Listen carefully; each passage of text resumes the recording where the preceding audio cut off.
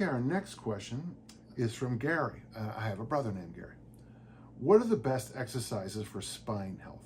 Not just getting the muscles around it stronger, but also maintaining health in all the connective tissues.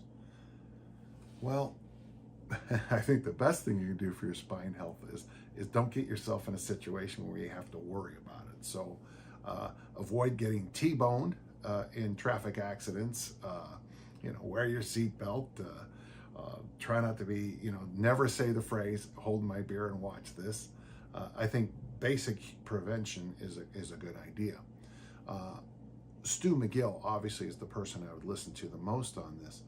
But from my experiences using what Stu has taught me and from my knowledge in the weight room and what I've helped Stu with, I would start, and I always start people with, well, let's even take it one more regression.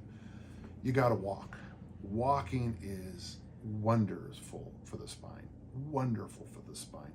And what I've noticed is that as I've aged and I've gotten some things corrected in my body and I've become a lot more understanding about how I've got to be careful long-term about things.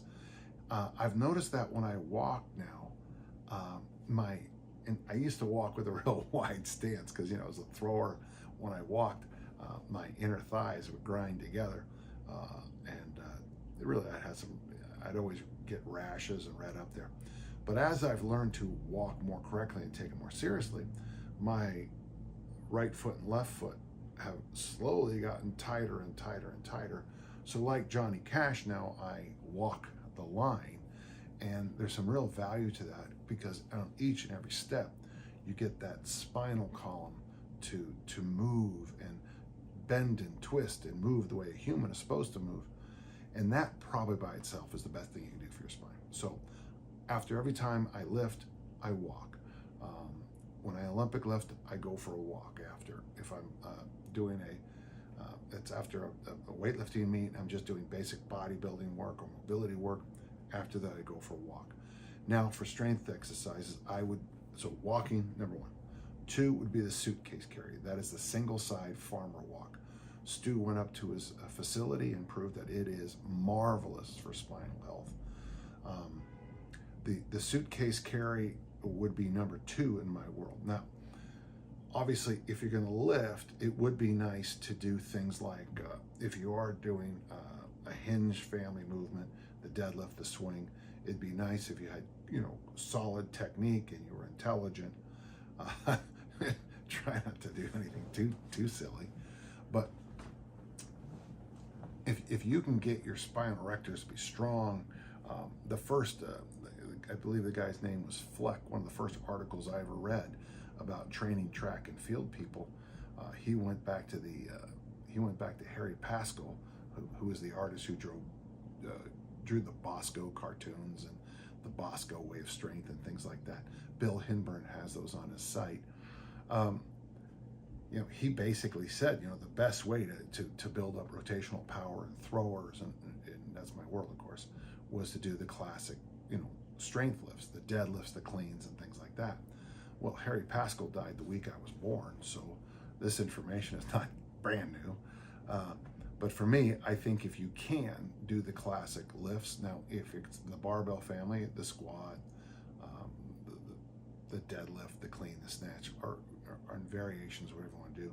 Kettlebell family, certainly the swing, the deadlift family is appropriate, the goblet squat, the double kettlebell front squat as appropriate. For body weight work, you probably have a lot more options there.